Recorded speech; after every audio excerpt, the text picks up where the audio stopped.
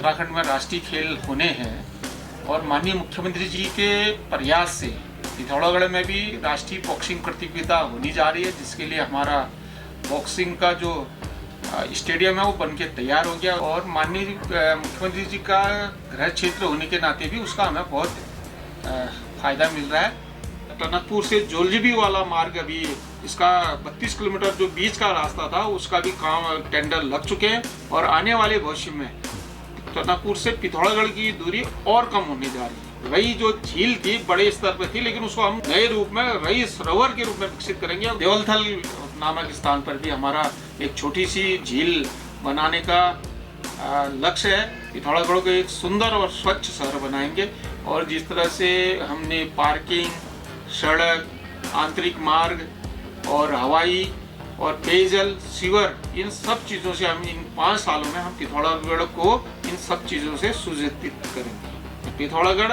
धार्मिक पर्यटन, साहसिक पर्यटन और मनोरंजन पर्यटन के रूप में एक नया हिल स्टेशन के रूप में डेवलप होगा। नमस्कार, जगत नेचर ब्लॉग में आपका हार्दिक स्वागत है।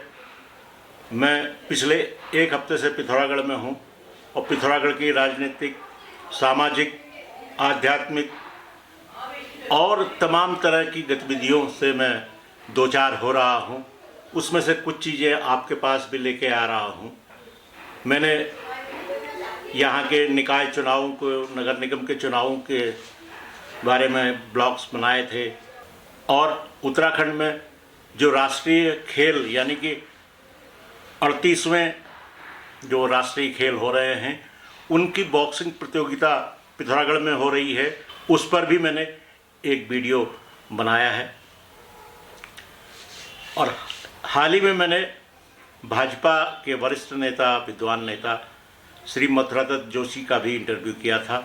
आज मैं आपके सामने ऐसे ही एक भाजपा के वरिष्ठ और महत्वपूर्ण नेता के साथ बातचीत कर रहा हूं। वो मैं बातचीत आप लोगों के सामने लेके आ रहा हूं और राज्य मंत्री का दर्जा प्राप्त गणेश भंडारी जी से हम बात करेंगे और उनसे पूछेंगे कि पिथौरागढ़ के बारे में ये जो धामी सरकार है, उत्तराखंड की सरकार है, ये क्या प्लान लेके आई है, क्या विजन है और अब तक क्या हो पाया है।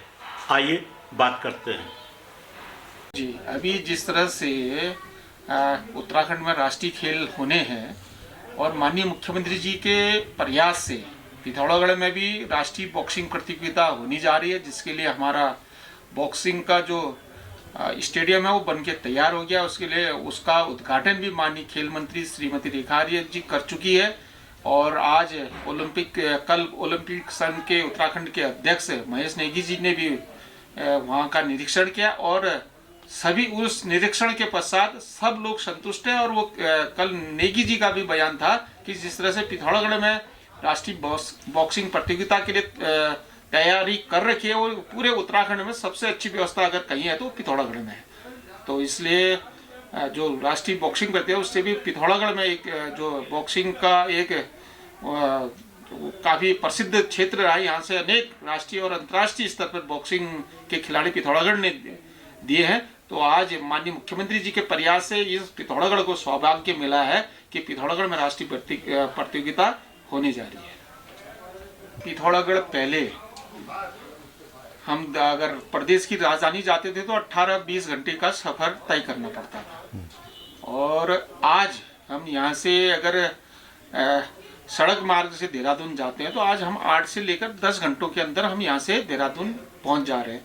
और ये एक तरह से जो भारतीय जनता पार्टी की केंद्र सरकार और राज्य सरकार जिस तरह से सड़क के क्षेत्र में एक नई दिशा इस देश को दे रही है और उसका लाभ उस उत्तराखंड को भी मिला है। जैसे आप देख रहे होंगे यहाँ से टनकपुर से पिथौरागढ़ ऑल वेदर रोड के रूप में जो 7 घंटे का सफर था आज हम 3 घंटे में तय कर रहे हैं। उसी तरह टनकपुर से जोलजीबी वाला मार्ग अभी इसका 32 किलोमीटर जो बीच का रास्ता था उसका भी काम टेंडर लग चुके हैं और आने वाले भविष्य में टनकपुर से पिथौरागढ़ की दूरी और कम होने जा रही है। और हमारी सरकार का प्रयास है कि पिथौरागढ़ को एक मानस खंड मंदिर माला के रूप में भी विकसित करने का प्रयास माननीय मुख्यमंत्री जी द्वारा किया जा रहा है। आपने देखा होगा पिछले साल माननीय प्रधानमंत्री जी का आदि कैलाश आना हुआ था और तब से पर्यटन की दृष्टि से, धार्मिक पर्यटन की दृष्टि से पिथौरागढ़ को धार्मिक पर्यटन के रूप में एक नए पंख मिल रहे हैं और आने वाले समय वर्षों में पिथौरागढ़ धार्मिक पर्यटन, साहसिक पर्यटन और मनोरंजन पर्यटन के रूप में एक नया हिल स्टेशन के रूप में डेवलप होगा। ये हमारी सरकार का प्रयास है और आमला घाट फेज 2 के रूप में भी हम पिथौरागढ़ को पेयजल संकट मुक्त नगर बनाएंगे, क्योंकि वो एक बहुत बड़ी स्कीम है। चाहे सीवरेज के क्षेत्र में हो, सीवरेज के क्षेत्र में भारत सरकार वित्त पोषित हम सीवर और पाइपलाइन के क्षेत्र में, पेयजल के क्षेत्र में हम सीवर का भी पूरा काम करेंगे, जिससे पिथौरागढ़ की सुंदरता में और चांद लगेंगे। और इसी तरह हम यहाँ की सड़कों को, यहाँ के पर्यटन स्थलों को बहुत अच्छी तरह इन 5 सालों में विकसित करेंगे, क्योंकि हमारी प्रदेश में जो सरकार है, माननीय मुख्यमंत्री जी का पिथौरागढ़ के प्रति बहुत गहरा लगाव है और प्रेम है। और कोई भी प्रस्ताव अगर पिथौरागढ़ का जाता है तो वो कभी भी उस प्रस्ताव को कभी नकारते नहीं। भंडारी जी, पिथौरागढ़ को शोर वैली कहा जाता है। शोर वैली का मतलब यह है कि यहाँ पर कभी सरोवर रहे थे। क्या भारतीय जनता पार्टी इसके पुरातन गौरव को लौटाने के लिए कोई प्रयास कर रही है? एक झील जरूर बनी है, थरकोट की झील जिसको कहते हैं, टनकपुर या घाट की तरफ से आते समय रास्ते में पड़ती है। और आगे आप क्या क्या कर रहे हैं? अभी हमारा एक नया जो प्लानिंग है, हम रई जो झील थी बड़े स्तर पे थी, लेकिन उसको हम नए रूप में रई सरोवर के रूप में विकसित करेंगे। उसमें हम पार्क, एक छोटा सा सरोवर और पार्किंग के रूप में विकसित करने का हमारा आगामी इन 5 सालों में लक्ष्य होगा। अभी जैसे पिथौरागढ़ को हम झीलों के रूप में, जैसे हमारी अभी थरकोट झील बन चुकी है, पिछले साल उसका उद्घाटन भी हो गया है। उसी तरह हम जैसे रई में रई सरोवर के नाम से एक छोटी सी झील बनाने का हमारा प्रयास चल रहा है। और उसी तरह देवलथल नामक स्थान पर भी हमारा एक छोटी सी झील बनाने का लक्ष्य है। और उसके अलावा जैसे महादेव धारा है और इधर आरटीओ ऑफिस है, वहाँ पर हम छोटे छोटे जलाशय को पर्यटन के रूप में विकसित कर एक नए रूप में हम पिथौरागढ़ को, जहाँ के हमारे पर्यटक यहाँ आए तो कम से कम 1-2 दिन पिथौरागढ़ बिताए और उसके बाद आगे को मुनस्यारी, आदि कैलाश, चौकोड़ी इस तरह जाए। क्योंकि आज हम पिथौरागढ़ देश की राजधानी दिल्ली से भी सीधे हवाई यात्रा से जुड़ चुका है और प्रदेश की राजधानी देहरादून से भी हवाई सेवा से जुड़ चुका है। और यहाँ से हम हल्द्वानी भी हम हेली सेवा हमने शुरू कर दी है और इससे आने वाले पर्यटकों को बहुत सुविधाएं मिल रही है। और निश्चित रूप से इन सब सुविधाएं जब हम पर्यटकों को देंगे तो पिथौरागढ़ एक नया पर्यटन स्थल विकसित होगा। ये हमारा एक निश्चित उद्देश्य है और इसमें सफल होने वाले हैं आने वाले वर्षों में। छोटे कार्य है पिथौरागढ़ नगर निगम के अंतर्गत, उनको हम इन 5 सालों में पूरा करेंगे और निश्चित रूप से हम पिथौरागढ़ को एक सुंदर और स्वच्छ शहर बनाएंगे।